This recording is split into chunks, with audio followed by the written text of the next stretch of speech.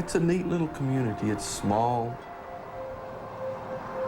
It was 1907 when Blackwell, Texas was granted a post office. Back then, 500 folks squarely in the middle of nowhere called this place home.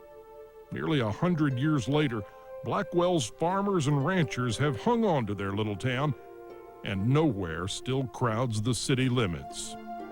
The Blackwell School opened its doors in '29, teaching farm kids the 3 R's. Sports was a big city luxury, but then in '34, a Nebraska feller named Epler invented a way for tiny towns to play football with just 6 boys on a team. It took 5 years for the sport to make its way to Texas, and it changed places like Blackwell forever.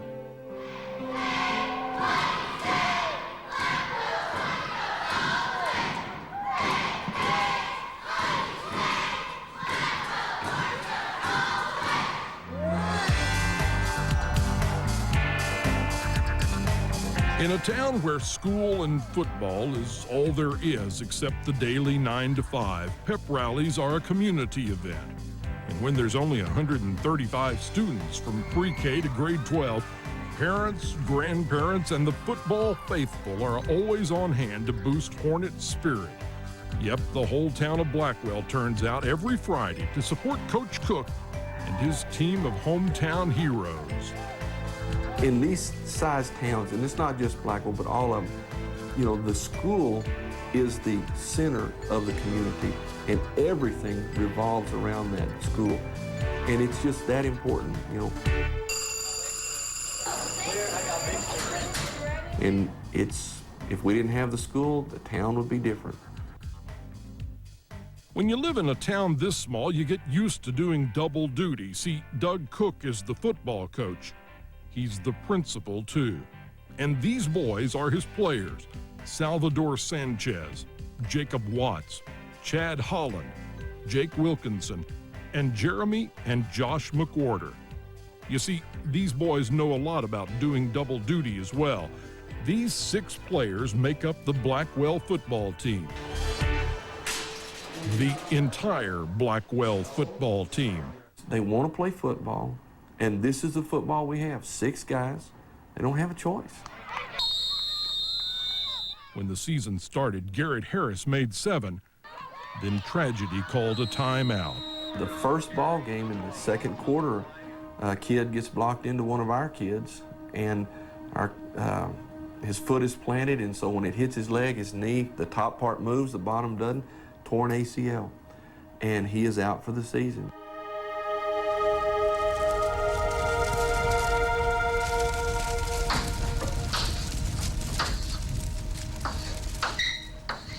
They line up like this a lot, but they don't rush everybody. They still don't rush 3. They want a slow play. What do we do? And so 6 boys set out to do the near impossible: play every down of every game. Offense, defense, kicks, and punts. No substitutions, no time to rest. Just play the game and keep Hornets football alive in a town that loves its football. To me, that's one of the biggest responsibilities, to keep this team going and I guess make this town proud of us. For seniors Salvador Sanchez and Jeremy McWhorter, they know that any play could be their last. It scares me sometimes that,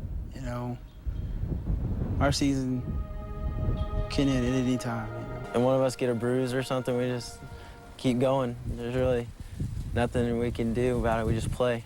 Regardless of the outcome of tonight's game, all of the players have proven their willingness to work and their sacrifice in order to achieve athletic. The West Texas air is filled with small-town charm, a world away from the 5A Friday night lights. Here, the school superintendent is the announcer, and the town's mayor keeps score. This is a place where schools like Garden City and Water Valley and Paint Rock and Very Best come to give their all, with 6 boys for 4 quarters. There's always pressure to win, but this year, just lining up for the next play is a victory. If they want to play, this is it. And every time we suit up, it's kind of like a miracle. 10 years from now, this is the team that people will be talking about, and this is the team that they'll show videos of, and how you know, 7 people can make a difference in a community, you know, everybody is proud of the heart you have. You know, I can't tell you how proud I am because we don't ever quit. Now that bunch out there, you know, we need to put a licking on them quick. They don't want to get hit. Let's go. 1, 2, 3.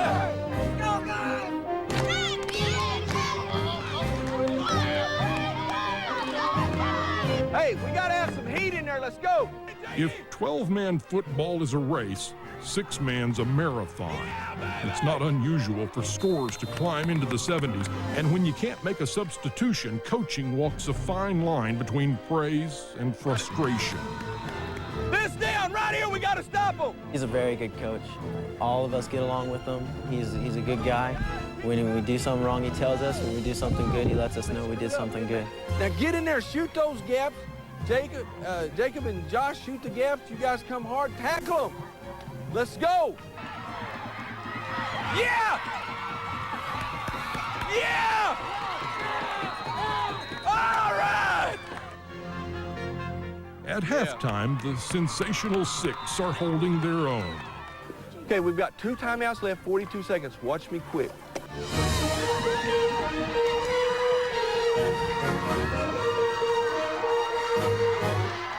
They play every down like it's their last opportunity, knowing one hurt player means the end of the game.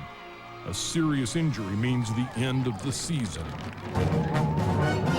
It's more than just about them. I think it's, you know, they do carry the burden. We have it's come up more than once that, you know, they're keeping football alive here at Blackwell. By the fourth quarter, exhaustion begins to win out over desire, and Blackwell watches the game slip away. That is not the play I called.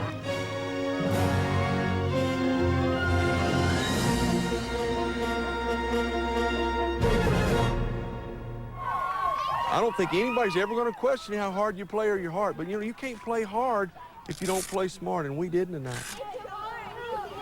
We're tired for last now. We blew it. So people, they get used to winning, but it's just one of those situations where they don't, you know, they're on kickoffs, punt returns, punts, extra points. Everything we do on the field, those 6 guys do. They don't have a choice. A famous coach once said, "Winning isn't everything, it's the only thing." But that coach never visited Blackwell, Texas. He never saw the Friday night pride of these townsfolk, and he never saw the fearless dedication of 6 boys who just want to play football. In the end, the scoreboard may tell one story, but Doug Cook and the folks of Blackwell, Texas tell another. Win or lose, these boys, the Blackwell Hornets, are heroes. Yes, they are to this community. In the pep rally, they alluded to heart. They have a huge heart and a desire, and I just think the world of them. Yeah, they're heroes just because, you know, they're keeping that dream alive.